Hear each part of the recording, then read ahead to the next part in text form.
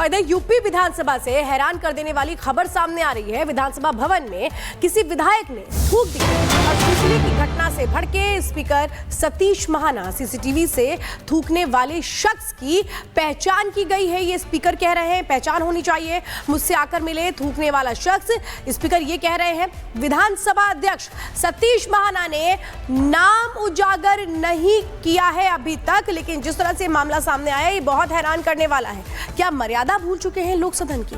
आखिर थूक दिया जा रहा है। सीसीटीवी फुटेज सामने अब आया है, हालांकि नाम अभी उजागर नहीं किया गया है, लेकिन सतीश महाना यहाँ पे आप देख रहे हैं जिस तरीके से थूका गया, इसके बाद वहां पर सफाई करवाई जा रही है। लेकिन सवाल यह है कि बेहद शर्मनाक हरकत है। सीसीटीवी फुटेज सामने आई है और शर्मनाक हरकत है, लेकिन किसने की है? फिलहाल ये सीसीटीवी मंगवाया गया है, जो स्पीकर कह रहे हैं वो आपको बता रहे हैं, लेकिन ये आप तस्वीर इस वक्त देखिए। मेरे पिताजी का थोड़ी है मेरे भाई, सही बात हम सबका। कहा ने फारसी में एक शेर लिखा था, ए पिसर तू अजम मुसलमानी, ए पितरे जिंदा आप तरसानी।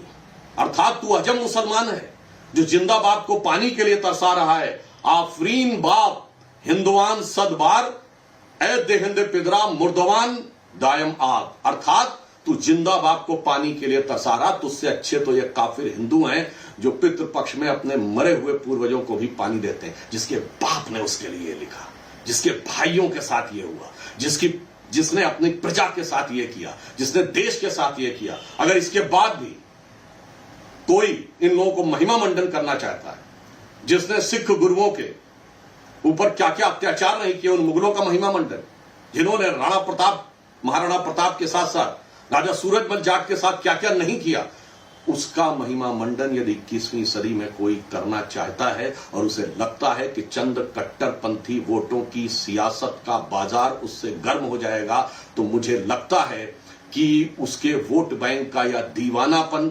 सनकीपन नहीं बल्कि पागलपन की तरफ जा रहा है। यह मैं बात बड़े दुख और कष्ट के साथ कह रहा हूं कि मुगलों को महान बनाने की गला काट प्रतिस्पर्धा में ये तथाकथित सेकुलर दल एक से बड़ा दूसरे से बड़ा अपने को मुगलों का बड़ा हाकिम बताने के लिए, यानी अपने को दूसरे से बड़ा मुगले आजम बनाने के लिए यह पगले आजम बनने की तरफ जा रहे हैं।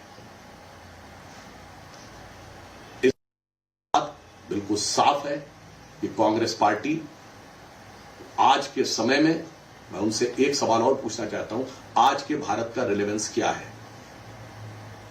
समाजवादी पार्टी और कांग्रेस से मैं पूछना चाहता हूं कि वह औरंगजेब जिसकी वंश परंपरा बाबर से शुरू होती है, जिसकी मां मंगोल और बाप उज्बेक था, आज की डेट में भारत से उसका क्या संबंध है और क्यों नफरत के बीज आप यहां बोना चाह रहे हैं? और इससे साफ हो गया कि कांग्रेस पार्टी और इंडी गठबंधन के लोग, जिन्होंने वैश्विक स्तर पर डिसमेंटलिंग ग्लोबल हिंदुत्व और भारत में इरेडिकेशन ऑफ सनातन धर्म और हिंदू धर्म को HIV, कोरोना वायरस जैसे शब्द कहे, जो शायद औरंगजेब ने भी अपने जमाने में नहीं कहे होंगे, उससे बड़ा अपने को हिंदू विरोधी साबित करने की गला काट प्रतिस्पर्धा में लगे हैं।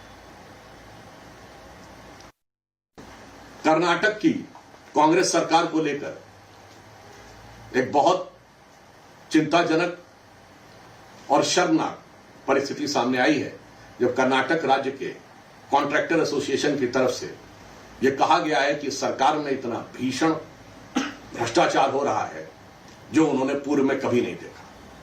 मैं कांग्रेस पार्टी से पूछना चाहता हूं कि आप कर्नाटक में आने के बाद अपने वायदों को तो पूरा नहीं कर पाए।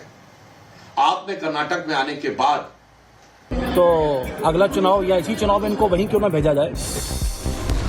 पंजाब में तहसीलदारों और सीएम भगवंत मान के बीच गतिरोध बढ़ता दिखाई दिया। विरोध में छुट्टी पर तहसीलदार। सीएम मान ने कहा भ्रष्ट सहयोगियों के पक्ष में हड़ताल पर है तहसीलदार।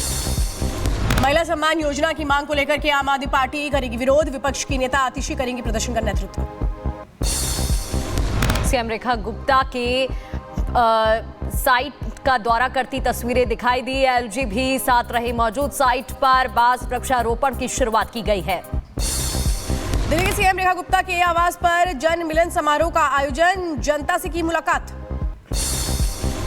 गुजरात के जामनगर में पीएम मोदी ने वनतारा पशु बचाव और पुनर्वास केंद्र का उद्घाटन किया। पीएम मोदी ने केंद्र में दी जा रही सुविधाओं की जानकारी जुटाई, वन्य जीवों के अस्पताल का भी दौरा किया। लखनऊ में सीएम योगी से मिले महामंडलेश्वर स्वामी कैलाशानंद गिरी, सीएम योगी ने किया स्वागत। भोपाल में संघ प्रमुख मोहन भागवत ने विद्या भारती के प्रशिक्षण शिविर का उद्घाटन किया। 700 कार्यकर्ता ले सकेंगे प्रशिक्षण। प्रयागराज महाकुंभ के समापन समारोह में जमकर झूमे पुलिसकर्मी, सफल महाकुंभ के समापन की खुशी मनाई।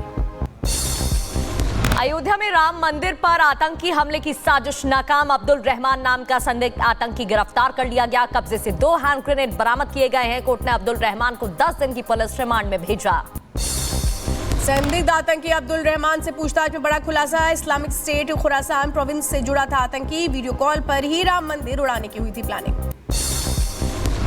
ट्रेनिंग के दौरान अब्दुल रहमान को मिले थे कई टास्क। फरीदाबाद में नाम बदलकर अब्दुल रह रहा था। कई धार्मिक स्थलों की तस्वीर और वीडियो भी उसके पास से बरामद किए गए। राम मंदिर में दर्शन के लिए निकाली गई निकासी मार्ग में किया गया बदलाव। अंदर टीले को लेकर जो गेट है उससे अब बाहर आएंगे श्रद्धालु। हमारी टीम रिपब्लिक भारत ने संदिग्ध आतंकी अब्दुल के पिता से बातचीत की। अब्दुल के पिता ने कहा, अगर मेरा बेटा गलत है तो उसे सजा मिलनी चाहिए। हैं अगर मेरा लड़का दोषी है तो भाई उसको सज़ा मिलनी चाहिए, लेकिन उसकी इंक्वायरी होनी चाहिए। भाई निर्दोष भी है, हो सकता है कि भाई उसको पूरा यानी इंक्वायरी होकर उसको फिर जैसा हो मामला उसको करना चाहिए। आतंकी कनेक्शन को लेकर यूपी एटीएस की छापेमारी। आज आजमगढ़, बलिया, मऊ एटीएस ने यहां पर रेड की। संदिग्ध आतंकी कनेक्शन को लेकर सर्च ऑपरेशन। राजस्थान के ब्यावर में अतिक्रमण पर बुलडोजर चला। अवैध कोयले की भट्टियों को ध्वस्त कर दिया गया। देहरादून में अवैध मदरसों पर धामी सरकार की ताबड़तोड़ कार्रवाई। प्रशासन ने 63 अवैध मदरसे किए चिन्हित। अब तक कई मदरसों को किया जा चुका है सीज।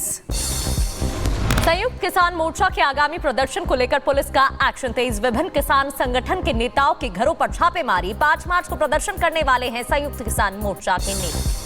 आईआईटी रुड़की में छात्रों के लिए नया फरमान। रात 11 बजे के बाद छात्रों को संस्थान में नहीं मिलेगी एंट्री। परिसर में छात्रों ने किया हंगामा।